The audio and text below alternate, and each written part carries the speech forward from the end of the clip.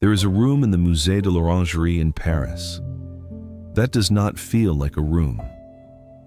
It is oval. It is quiet. The walls curve around you like the inside of something breathing. And on every wall, from floor to ceiling, wrapping all the way around until there is no beginning and no end, are water lilies. Not pictures of water lilies, not representations of a pond. Something else, something that people who walk in there for the first time often cannot immediately name. They slow down. They stop talking.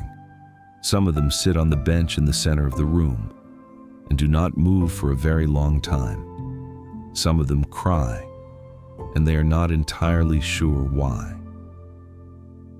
The paintings are called the Grande Décoration.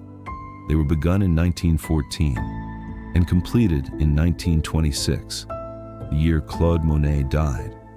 He was 86 years old. He was nearly blind. He had been working on them, obsessively, furiously, sometimes destroying canvases in fits of rage at his own failing vision, for more than a decade.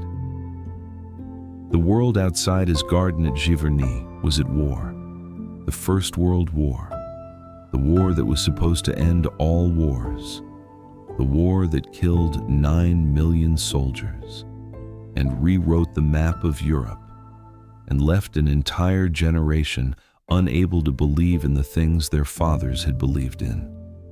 While that was happening, Claude Monet was painting water lilies, obsessively, as though his life depended on it. It did. This is Art in Ashes. Tonight we're going to Normandy in 1840, to the gray Atlantic light of the French coast, where a boy grew up drawing caricatures and selling them to pay for paint. We are going to Paris, to the great rejected Salon of 1863, where a generation of young painters was told their work was not art. We are going to the Seine, and to London, and to the cliffs at Étretat, and to haystacks, and to the facade of a cathedral in Rouen, that Monet painted more than 30 times, because once was not enough to catch the light. And finally, we're going to a garden in Giverny, a garden that one man built from nothing and spent the last 30 years of his life painting, in the end, nearly blind, working by memory and by faith. We are going to talk about what Monet saw, that no one before him had been willing to paint. We are going to talk about what it cost him to insist on it for decades, while the art world told him he was wrong. We are going to talk about grief and poverty and the peculiar stubbornness of a man who believed that the way light fell on water at 7 in the morning was worth painting, not once, but hundreds of times, because it was never the same twice. And that difference was the whole point. If you are new here, subscribe. Tell us in the comments which Monet painting has stopped you cold. Every comment gets read, every single one. Oscar Claude Monet was born on November 14, 1840, in Paris, on the Rue Lafitte, which was at that time one of the great art dealer streets of the city. It is the kind of detail that feels like foreshadowing and probably means nothing, except that the world Monet was born into was already a world in which art was serious business, bought and sold, judged and dismissed by people with strong opinions about what it was supposed to look like. His father, Adolphe Monet, was a grocer and ship chandler, not an artist, not a collector, a practical man who sold provisions to ships and expected his son to do something similarly sensible with his life. When Claude was 5 years old, the family moved to Normandy, to the port town of Le Havre on the English Channel. It was there, on that gray, wind-scraped coast, looking out at water that changed color by the hour, that something in Monet's eye began to form. That would take him the rest of his life to fully understand. The Normandy coast is not a gentle landscape. The light there is Atlantic light, constantly shifting, constantly undoing itself, bouncing off water in ways that make the air itself seem to vibrate. On cloudy days, which are most days, the whole world seems to be made of gradations of gray and silver and blue that slide into each other without hard edges. On clear days, which are rare, the cliffs go white and the sea goes green, and the whole thing blazes with a clarity that feels almost violent. A child who grew up looking at that every day would learn, whether he meant to or not, that the world is not made of solid things with fixed colors. It is made of light, and light is never the same twice. Claude Monet learned this before he learned almost anything else. He was not a good student. He found school tedious, the classroom airless, the lessons irrelevant. What he liked was being outside. What he could do, from a very young age, was draw. Not landscapes, not portraits, caricatures, grotesque, funny, wickedly accurate caricatures of people he knew, of teachers, of local figures, of anyone whose face had something in it worth exaggerating. By the time he was 15, he was selling them in the window of the local framer's shop for 10 to 20 francs apiece. It is worth pausing on that. A 15-year-old boy selling his own work in a shop window for money, not because someone told him to, not as part of any formal training, because he had figured out on his own that what he made had value and that other people would pay for it. There is something in that never left him.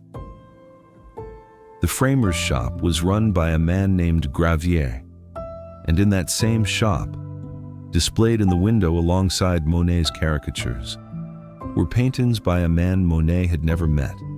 Seascapes, Normandy coast, open skies and restless water. The painter's name was Eugène Boudin, and Boudin, when he saw the caricatures in the window, sought Monet out and said something to him. That changed everything. He said, "Come outside with me and paint." It sounds simple. It was not simple. In 1856, painting outdoors, what the French called en plein air, was not what serious painters did. Serious painters worked in studios. They made sketches outdoors, if they had to, and then they came inside and painted the real painting, carefully, from those sketches, in controlled light, with time to think and correct and refine. The idea that the painting itself should happen outside, in real weather, in changing light, working fast before the moment passed, was considered eccentric at best and amateurish at worst. Boudin didn't care. He took the young Monet to the cliffs and the beaches, and he showed him something that no classroom ever had. He showed him that the thing you are looking at right now, this exact light, this exact combination of cloud and sea and angle of sun, will never exist again, and that if you want to capture it, you have approximately 1 hour, maybe less. Monet later said that it was Boudin who opened his eyes. He meant it literally. What Boudin taught him was not a technique. It was a way of seeing, a way of understanding that painting was not about reproducing things as they are, but about capturing things as they appear. An appearance, real appearance, changes every minute. He was 16 years old when he understood this. He spent the next 70 years following it to its conclusion. In 1859, Monet went to Paris. He was 19. He went, as every young French painter went, to see the Salon. The Salon de Paris was the official annual exhibition of the Académie des Beaux-Arts, and it was the center of the entire art world. If your work was accepted, you could build a career. If it was rejected, you might as well go home. The Salon decided what art was. It decided who was an artist and who was merely a person with paint. The Paris Monet arrived in was the Paris of Napoleon III, a city in the middle of a massive reconstruction project that was tearing down medieval neighborhoods and replacing them with the wide boulevards and uniform stone buildings. That defined the city we know today. It was a city of enormous energy and enormous inequality, of ambition and poverty, of cafes where painters argued about art until long past midnight, and then walked home through streets that smelled of horse and bread and river. Monet loved it.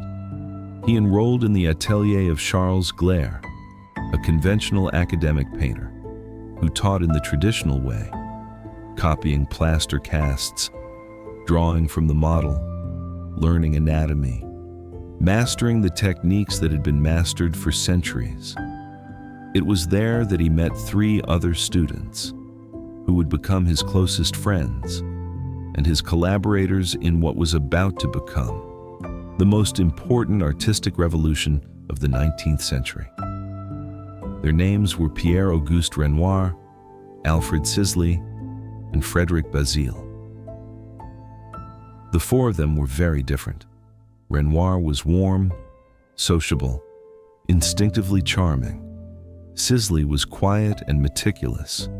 Bazille was tall and handsome and rich, and generous with his money in ways that kept the others alive. When the money ran out, which it frequently did, Monet was stubborn, forceful, certain that he was right, even when he couldn't yet fully articulate what right meant, the kind of certainty that is either genius or madness, and sometimes both. What they shared was a growing sense that what they were being taught in Gleyre's studio was not what they wanted to make. The academic tradition, the smooth, finished surfaces, the historical and mythological subjects, the carefully controlled light that came from nowhere in particular, felt to them like painting that had lost contact with the actual world, the world they could see from any window, the world that was alive and moving and saturated with light. That did not behave the way academic painting said it should.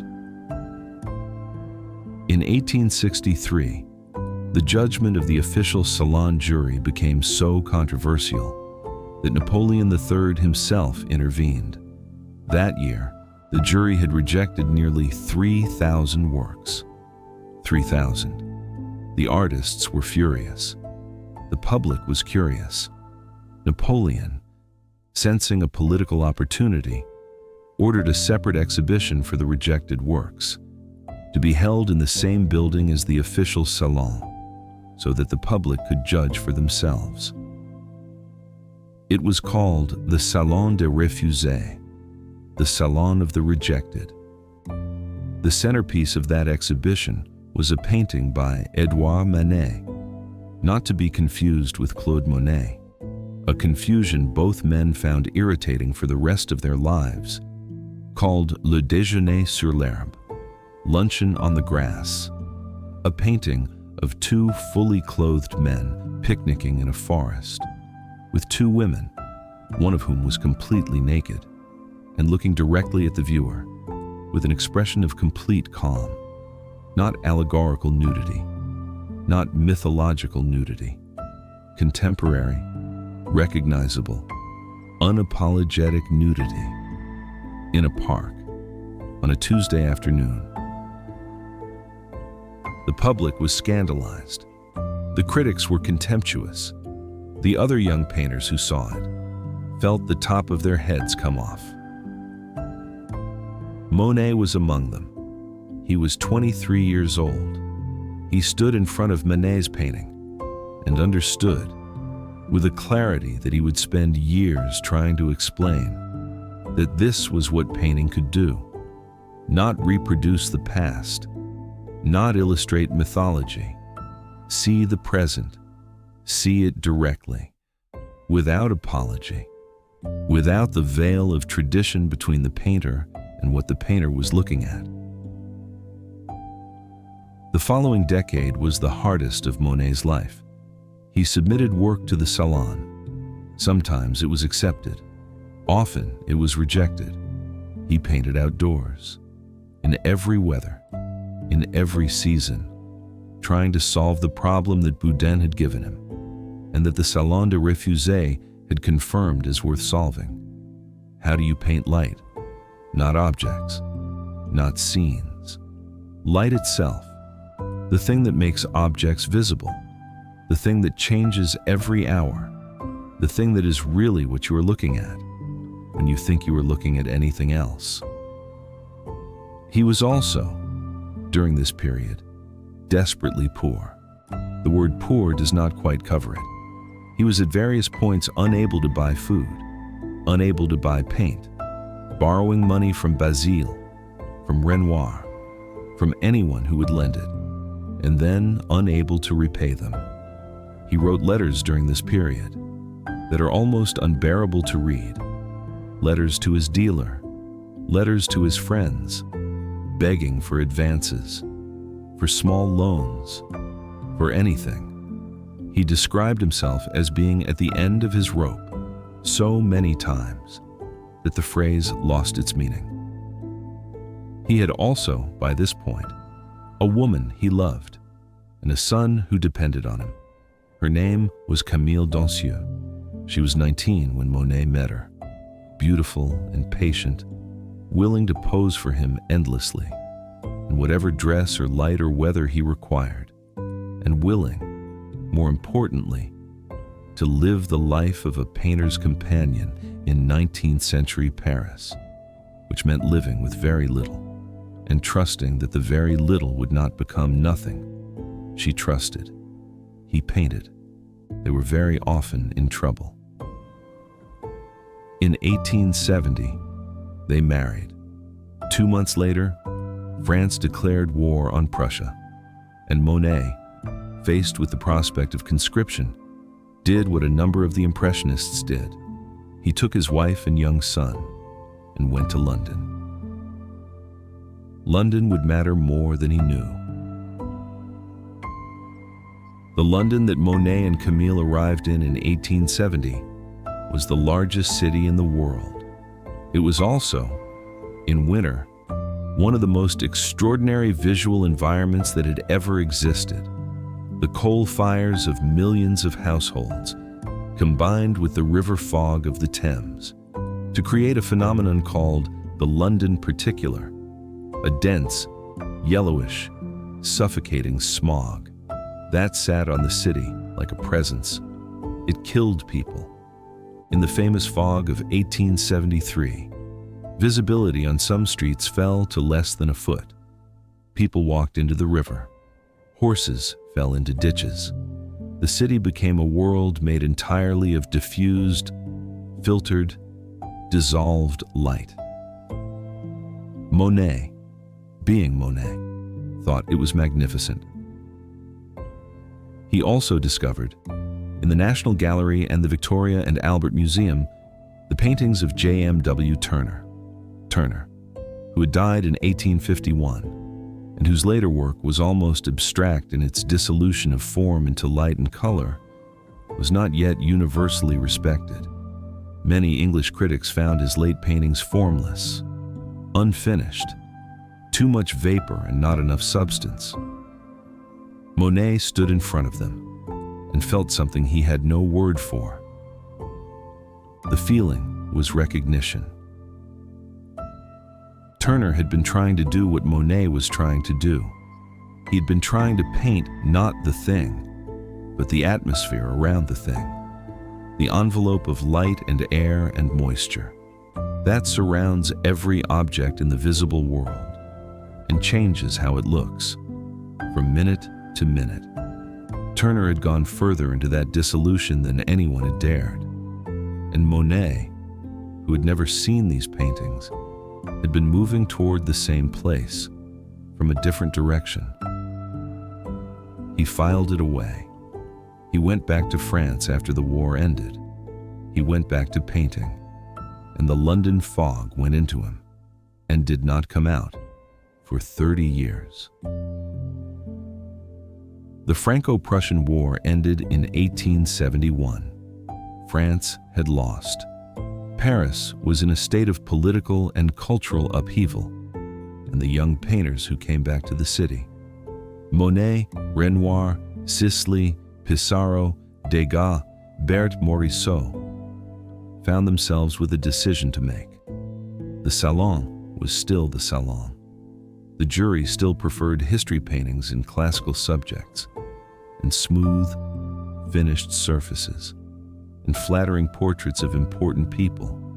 They could continue trying to get accepted by that system, or they could stop asking permission. In April 1874, they stopped asking permission.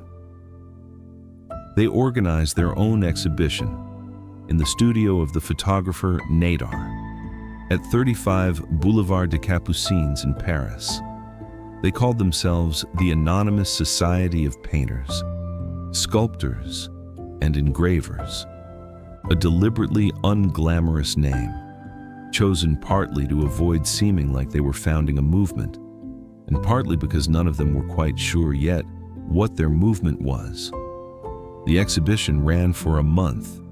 It attracted critics. Most of those critics were not kind.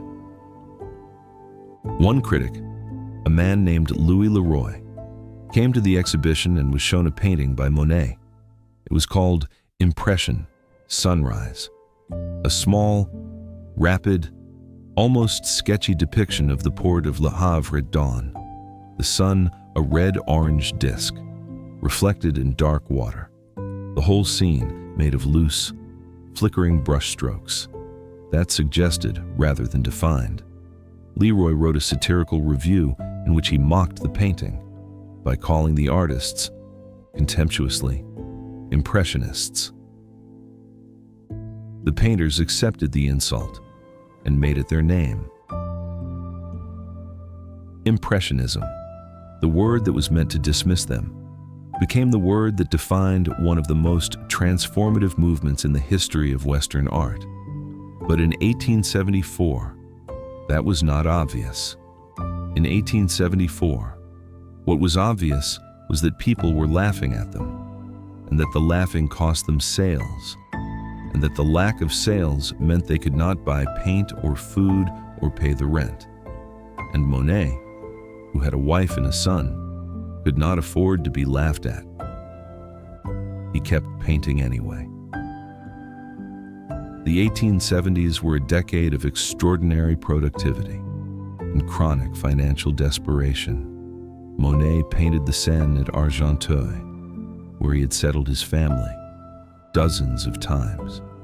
He painted the train station at Saint-Lazare, the steam engines, the glass roof, the light coming through the smoke and vapor in ways that had never been painted before. He painted the boulevards of Paris during the Fête Nationale, the flags and crowds and movement rendered in quick, confident strokes that somehow captured the feeling of a city celebrating more accurately than any photograph could. He painted regattas. He painted gardens. He painted the sea. And he was developing, steadily, the technique that would come to define Impressionism for the world. Short, broken brushstrokes, colors placed next to each other rather than blended on the canvas, so that the mixing happened in the eye. The rejection of black as a shadow color, in favor of blues and purples and deep greens, because that is what shadows actually look like in bright light. The prioritization of the immediate, the momentary, the specific quality of this light, now, this afternoon, before it changes. The technical innovation was inseparable from the philosophical one. What Monet was arguing with his brushwork was a theory of perception, that we do not see objects. We see light reflected from objects. That reality is not a collection of solid things, but a constant flux of light and color and atmosphere. That what we think of as the fixed, stable world is actually an endlessly shifting, endlessly disappearing, endlessly renewed experience of the present moment. It was, without intending to be, a profoundly modern idea. It was painting as phenomenology. It was painting that asked not what is out there, but what am I seeing right now, at this moment, that will be different the moment it passes. In 1878, Camille Monet gave birth to a second son. Her name was Michel. The birth was difficult. Camille did not recover fully. She had been ill for some time, and the pregnancy had made things worse. By 1879, it was clear she was dying. She was 32 years old. Monet painted her on her deathbed. He painted her face in grays and whites and soft blues, the colors of absence. He later wrote, in a letter to Georges Clemenceau, that he had found himself studying the colors in her face with the automatic attention of a painter at the moment of her death, and was horrified to realize he was doing it. He was ashamed, he said, that his first instinct in the presence of the death of the person he loved most was to look at the colors. It was not shame that was required. It was understanding. What he was describing was not callousness. It was the specific tragedy of being an artist, that the habit of seeing does not stop, for grief does not stop for love, does not stop for anything, because it is not a choice you made. It is what you are. It is what you became when you were 16 years old on a beach in Normandy, and a man named Boudin told you to look. Camille Monet died on September 5th, 1879. She was 32 years old. She had been with him through the worst of the poverty, through the rejections, through the years when nothing sold, and they could not pay the rent. And he wrote desperate letters to his dealer begging for advances. She had posed for him. She had moved with him. She had believed, apparently without much doubt, that what he was doing mattered. He did not paint for a long time after she died. He recovered. Artists of the sort Monet was do not stop working for very long. The work is not what they do. It is what they are.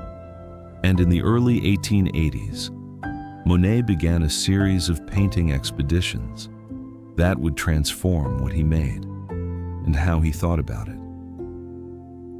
He went to the cliffs at Étretat on the Normandy coast, where the chalk cliffs drop straight into the sea, and the waves have carved arches through them over centuries.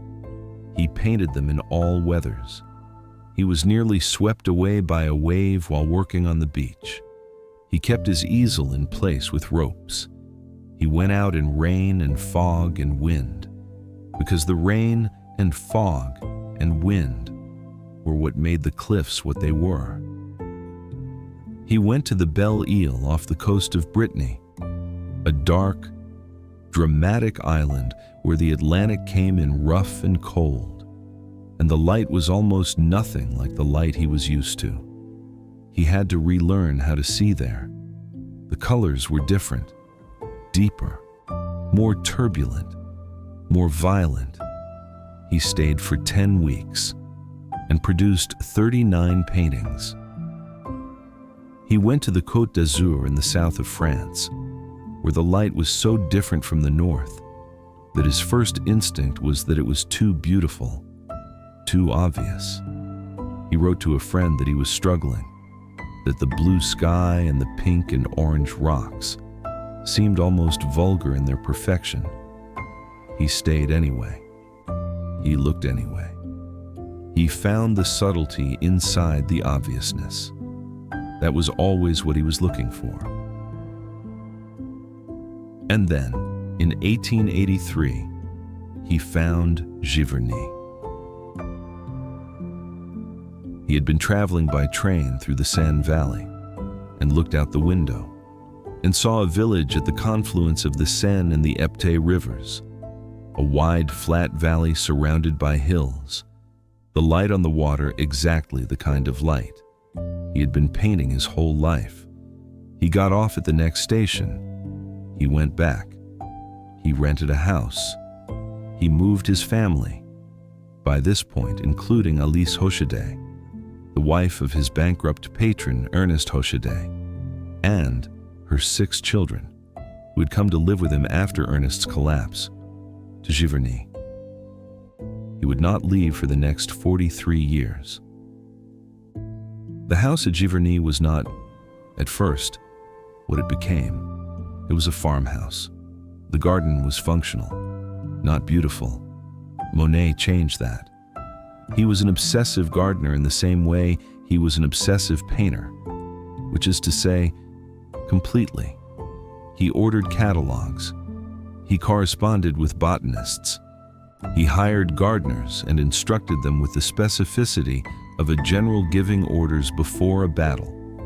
He designed the color relationships in the flower beds the way he designed the color relationships in a painting, thinking about what would bloom when, what colors would sit next to each other in June, what the quality of light would do to the yellows in August. He was building, in other words, a painting, a living, growing, constantly changing painting that he then painted. The financial situation began to improve in the mid-1880s. His dealer, Paul Durand-Ruel, had been selling Impressionist paintings in New York, where collectors were less bound by French academic tradition and more willing to buy work that felt new. American collectors had different eyes, or perhaps they just didn't have the same investment in the old argument. Whatever the reason, money began to come in. Not immediately, not easily, but steadily. By 1890, Monet was able to buy the house at Giverny outright. He was 50 years old. He had been struggling for 30 years. He celebrated by beginning what would become the most ambitious series of paintings that any artist had yet conceived. He painted haystacks. Not a haystack, haystacks. The same haystacks, large, conical grain stacks, in the fields near Giverny, painted at different times of day, in different seasons, in different weather, in summer morning light, in the blue shadow of a winter afternoon, in fog, in the orange glow of a setting sun, in snow. He made 25 paintings in the series. When 15 of them were exhibited in Paris in 1891, they sold out in 3 days. The critics, who had laughed at the Impressionists for nearly 2 decades, had a complicated relationship with haystacks. Some understood immediately what Monet was doing, that the subject was irrelevant, that haystacks were chosen precisely because they were banal, because the point was not the haystack, but the light on the haystack, and the way the light on the haystack at 8 in the morning in October was a completely different visual experience from the light on the haystack at 3 in the afternoon in October, and that both of those were different from the haystack in January. The subject was a constant. Everything else was a variable, and everything else was what Monet was painting. A young Russian painter named Wassily Kandinsky saw one of the haystacks paintings in Moscow and had an experience he described as shattering. He could not, at first, figure out what the painting was of. It was so dissolved in color and light that the haystack itself almost disappeared. And then he realized that the thing the painting was of did not matter, that the painting worked without it, that color and light and sensation alone were enough to produce an experience of beauty. That experience would eventually lead Kandinsky to abstract painting. It would lead, eventually, to everything. The series paintings continued. After the haystacks, poplars, a row of poplar trees along the Epte River, painted through the seasons, the reflections in the water below them making vertical and inverted versions of the same image simultaneously. 24 paintings. Then, beginning in 1892, the cathedral at Rouen. Monet rented a room across the street from the west facade of Rouen Cathedral and painted it. He came back the following winter and painted it again and again. He painted the same stone front, the same towers, the same Gothic portal, the same vertical lines reaching toward the sky, more than 30 times, in gray morning light, in the warm gold of midday sun, in the blue of afternoon shadow, in fog, at different seasons, in different weather. He was not painting the cathedral, he was painting time. Or more precisely, he was painting the impossibility of pinning time down. Each canvas in the Rouen series is a record of a specific hour, a specific quality of light that existed once and then was gone. The stone of the cathedral did not change. What changed was everything else: the angle of the sun, the moisture in the air, the season, the clouds, the hour. And those changes made the same stone building into an almost infinite number of different visual experiences. Monet was not interested in the cathedral. He was interested in the fact that it is impossible to see the same thing twice, that the world is always, in the most fundamental sense, new, that the present moment is unrepeatable, and that painting, if it is done honestly, is an attempt to hold the present moment still long enough to look at it, knowing it is already gone. In 1899, he went back to London. He stayed at the Savoy Hotel, which overlooked the Thames. He set up his easels facing the river and painted the bridges: Waterloo Bridge, Charing Cross Bridge, the Houses of Parliament, in the fog. The same London fog he had first encountered 29 years before. He painted them at dawn. He painted them at midday. He painted them when the fog turned the whole river into an abstraction of gray and silver and pale blue, with the ghost of a bridge floating through it. He came back the following year, and the year after that. He was working on nearly 100 canvases simultaneously, moving from one to another as the light changed, picking up the right canvas for the right moment the way a musician picks up the right instrument for a particular passage of music. He brought them back to Giverny in crates and worked on them for years in the studio, looking not at the river, but at his memory of the river, trying to recover the exact quality of a particular gray morning he had experienced 3 years earlier and recorded in rapid strokes before it was gone. The London paintings were exhibited in Paris in 1904. The reviews were almost uniformly admiring. Monet was, by this point, no longer the struggling rebel. He was a master. He was rich. His paintings were being bought by collectors in America, in Germany, in Russia. He had 6 gardeners at Giverny. He had a cook who made the meals he specified. From menus, he planned himself. He drove a large yellow car at high speeds through the Normandy countryside. He ate well. He drank well. He was, by any external measure, a success.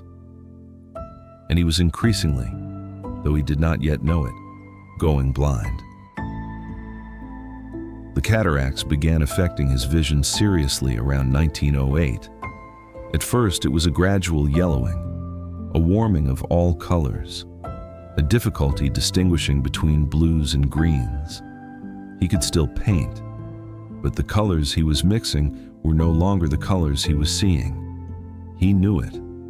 He looked at paintings he had done the previous year and could see that something had changed. The blues were going. The cool tones were disappearing. What was replacing them was a world of reds and yellows and murky browns. That was not the world he wanted to paint. He was terrified. He refused surgery for years because he had heard of cases where surgery had left painters unable to see color properly at all.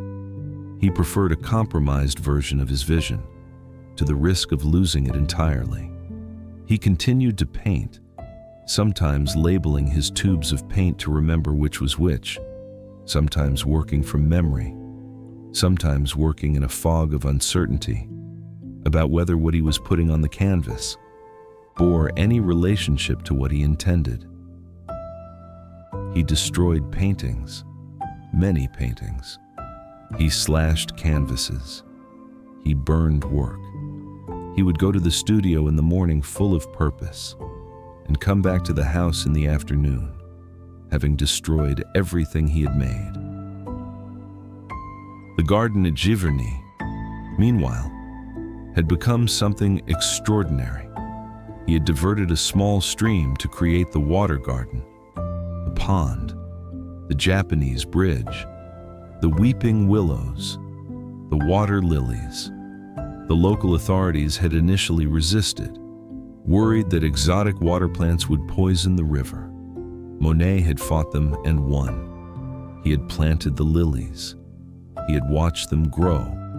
He had been painting them, on and off, since 1896. But now, in the years of failing vision, the pond became everything. He could not travel. He could not go to London or Brittany or the Côte d'Azur. He had the garden. He had the pond. He had the water that was always reflecting something. Clouds, willows, sky, and the lilies that floated on the surface of the reflection and made the boundary between surface and depth uncertain. The pond at Giverny is, if you think about it, a perfect impressionist subject. It has no horizon line. It has no sky. It has no solid ground. It is entirely a surface of reflected light, and what is reflected is always changing, and the depth below the surface is uncertain, and the lilies that float on it occupy no clear position between the surface and the sky above it that the surface is reflecting. It is a painting that is already almost abstract. It is the world dissolved into pure color and light and reflection, with solid objects, the flowers, the plants, present but not dominant. Monet had spent his entire life working toward this subject.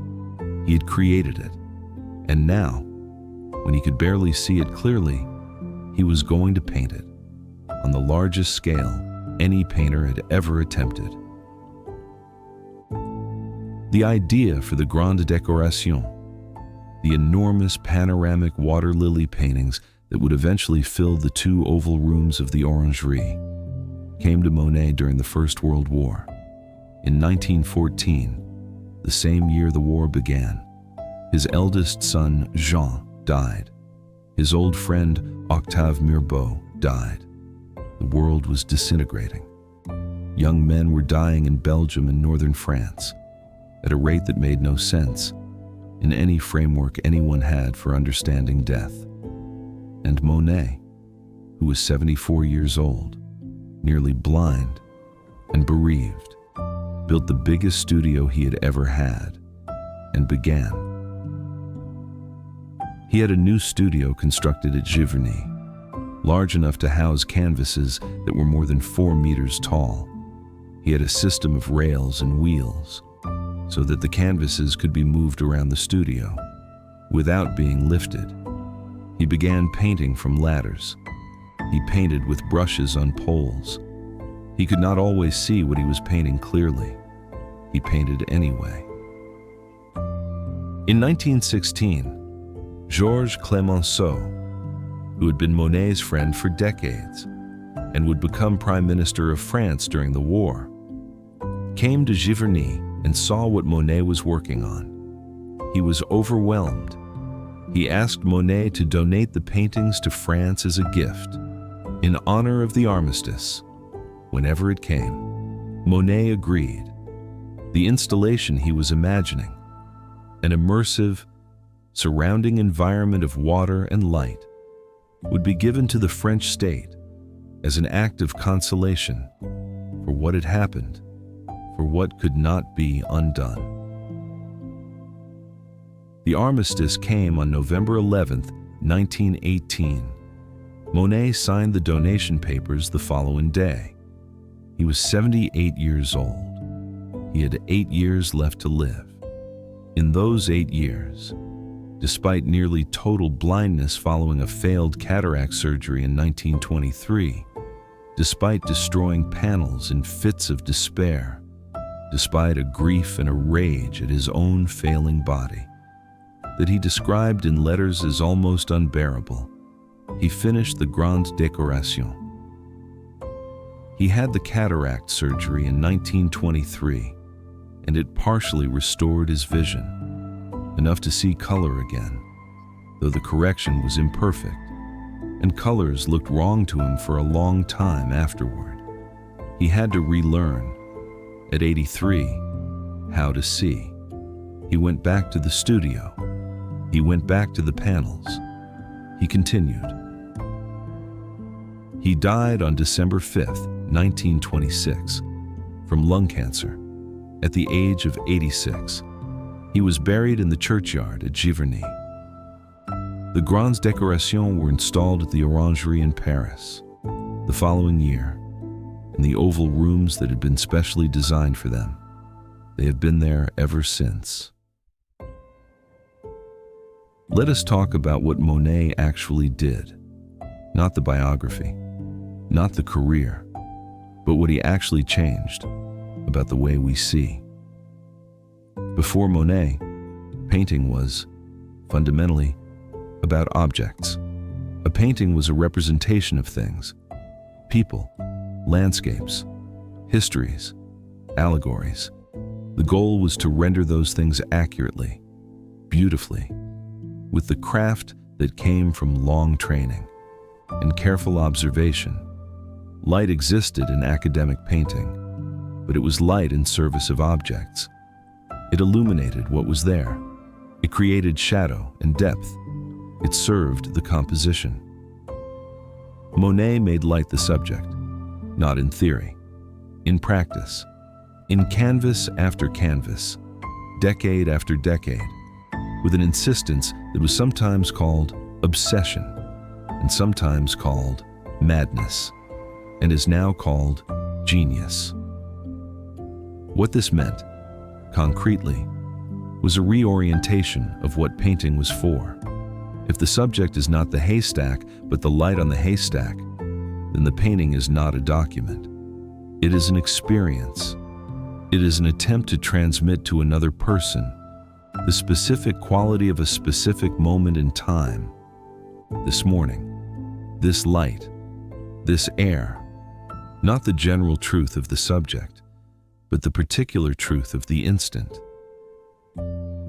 This is the revolution, not a technical revolution, though it was that too, a perceptual one. Monet was arguing, with every canvas he made, that the present moment is worth paying attention to, that the quality of light at 7 in the morning is worth recording, because it will never exist again, that the way the fog sits on the Thames on a particular November morning is a unique event in the history of the universe, and that a human being who pays attention to it is doing something important. It sounds simple now. It was not simple then. The Salon rejected him for years for making this argument. Critics laughed. Collectors, with notable exceptions, passed. He lived in poverty while making this argument, and he kept making it anyway, which is a kind of stubbornness that we should probably call something better than stubbornness. The influence of what Monet did is almost impossible to overstate, because it runs in so many directions simultaneously. The most obvious direction is forward into abstraction. Kandinsky, as I mentioned, saw the haystacks and understood that color and light alone could carry meaning. Abstract expressionism in the 20th century, Rothko, de Kooning, Pollock, is in direct conversation with what Monet made at the end of his life. The Grandes Décorations at the Orangerie.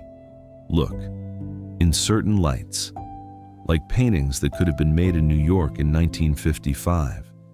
They were made in Giverny in 1920. The American abstract expressionists knew this.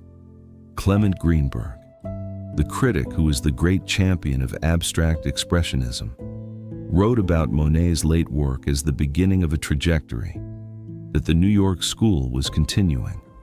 When the Orangerie reopened after restoration in 2006, the large rooms full of water lily panels looked to anyone who had spent time in American museums of modern art surprisingly familiar, not because the style was imitated, but because it had been digested and was everywhere. But the influence goes in other directions too. Monet's insistence on painting outdoors, on painting the specific quality of specific light, on treating the everyday world as a worthy subject. All of this fed into the broader democratization of subject matter. That defines modern and contemporary art. Before Impressionism, art about ordinary life, ordinary people, ordinary landscapes was considered minor. After Monet, it was not clear why. And then there's the influence that is hardest to name, but most pervasive in daily life.